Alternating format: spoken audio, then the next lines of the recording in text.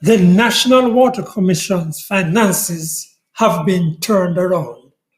That's one of the underreported stories of the budget presentation by Prime Minister Andrew Holness this past week. But the Prime Minister's feeble, uninspiring look at the public transport system won't turn that around.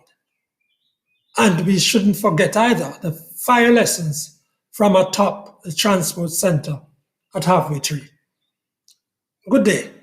I'm Franklin McKnight, and this is the 63rd episode of the Frankly Speaking Jamaica podcast. Please like, share, and subscribe. It's hard to believe, but the National Water Commission, NWC, has, according to figures provided by the Prime Minister, turned its finances around. We all know the NWC, a monopoly provider for most of the island's water supply, is an inefficient supplier of the life commodity. It was run as a political trough where anybody could get a job on the MP's say-so. It lost up to 40% of the water it treated, and theft, routine in some areas, amounted to a large part of the loss, complemented by old leaking pipes. According to the Prime Minister, the National Water Commission has been turned around. Here's what he said, quote, "The NWC's financial performance has shown a worthy turnaround, moving from a net loss of $2.3 billion in the 2021 financial year to a net year-to-date profit of $2.73 billion as of January 2022-23. This performance means that the NWC is now much less of a fiscal risk to the country." Well, some more data is needed, of course, to determine how far the turnaround is and its likely permanence. But it's amazing, and it's to be complimented, that the NWC is able to do that with such existing large-scale inefficiencies. For example, the whole town of Brownstown, St. Ann, including its commercial core, was without water almost the entire December and part of January. And the NWC keeps locking off water, as we know, all over the country, including in the capital city with its high-density residential areas. How do you make money telling your customers they cannot get the product you are supposed to sell them? Hats off to the NWC's President and CEO, Mark Barnett, who has been taking quite a few licks over recent years. Before I take on the Prime Minister on public transport, here's Desmond Richards, founder of Rebel Radio Jamaica.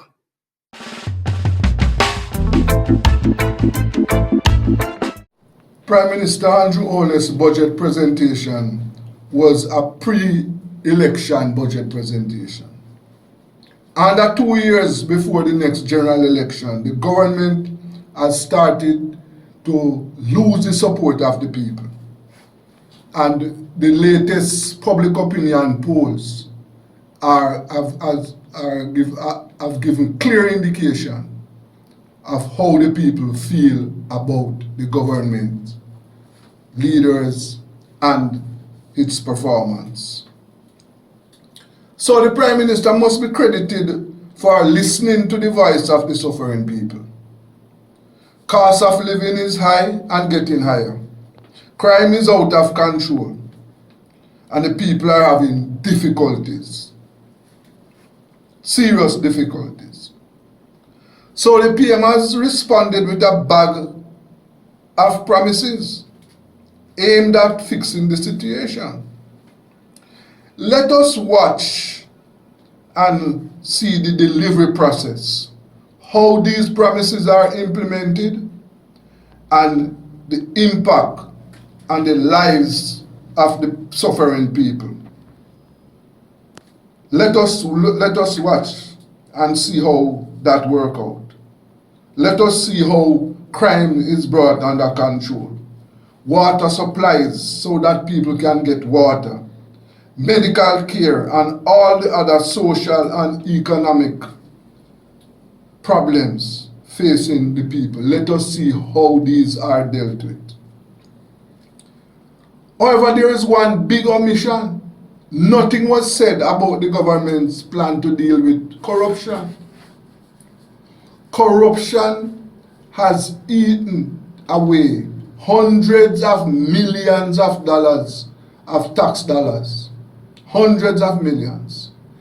And very little has been done to bring those accountable to books.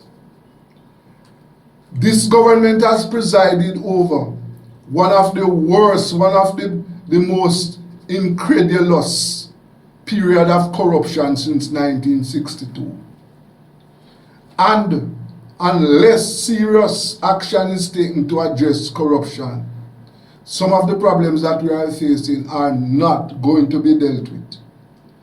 For example, the crime problem. We have to deal with the corruption. Let us see what plans the government is coming with.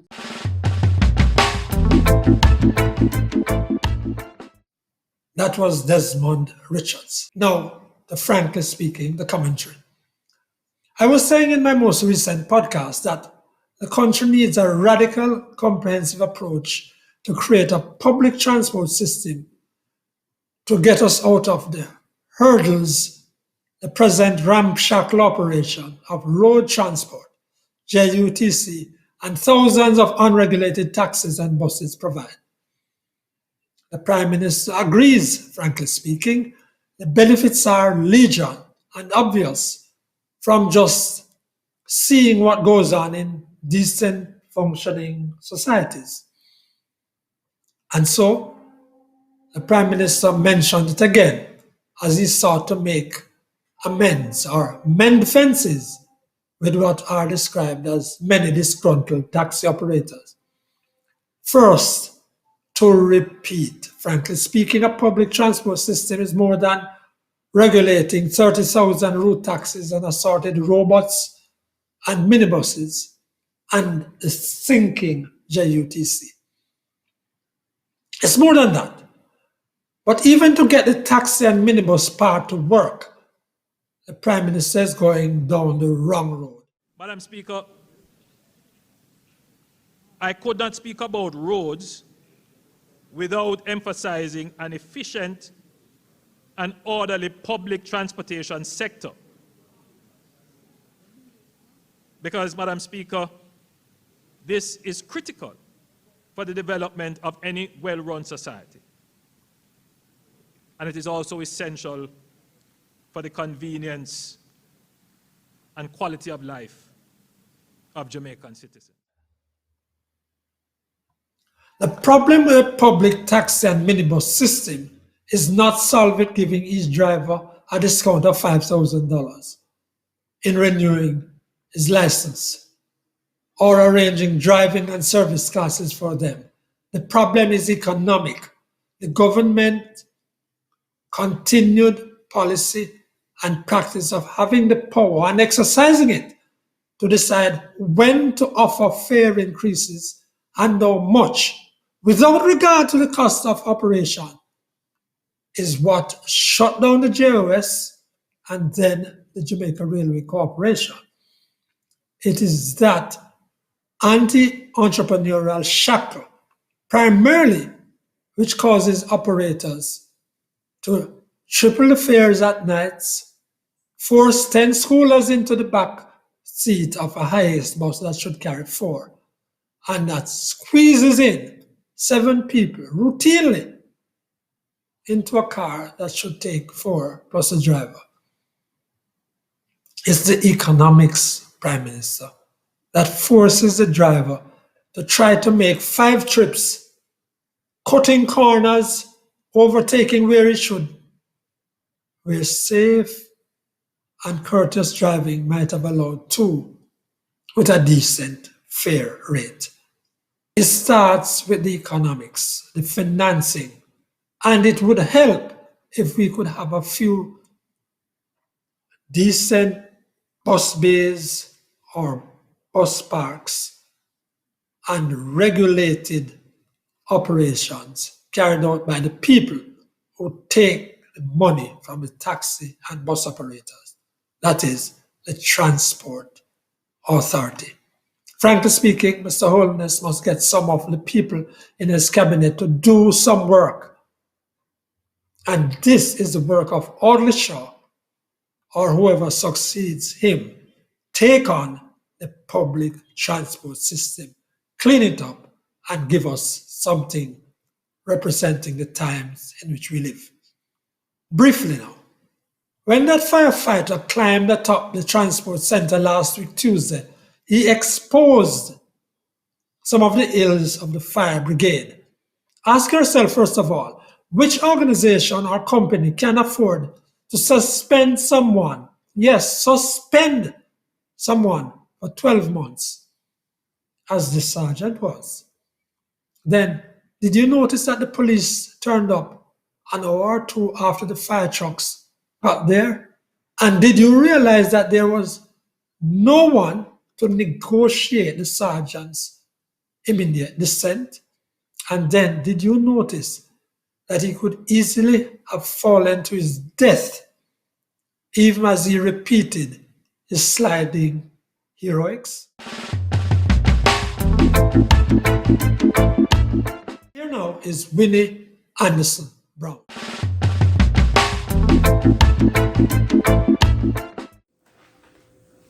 Let's take a look at why one of the reasons gangs are attractive to children, or children are good recruits for gangs. One, a child under 12 cannot be charged for an offense. The age of criminal responsibility is 12 years old. Yes? Between age 12 and 18, a child can be charged and tried in a juvenile court. But the beauty of it all is that that child does not have a criminal record. In other words, you cannot have a criminal record before you're age 18. Criminals know this. Children know this. So the best time to commit a crime is before you get to age 18.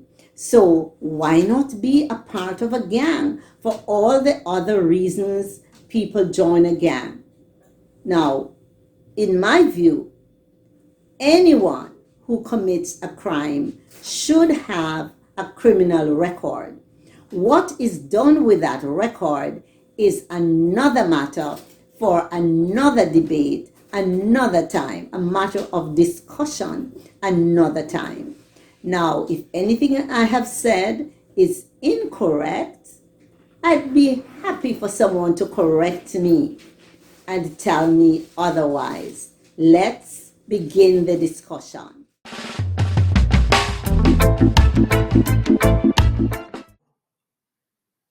That was Winnie Anderson Brown, health facilitator and educator. That's it for the Frankly Speaking Jamaica podcast this week. Please like, share, and subscribe. On behalf of Desmond Richards and Winnie Anderson Brown, I'm Franklin McKnight. Until then.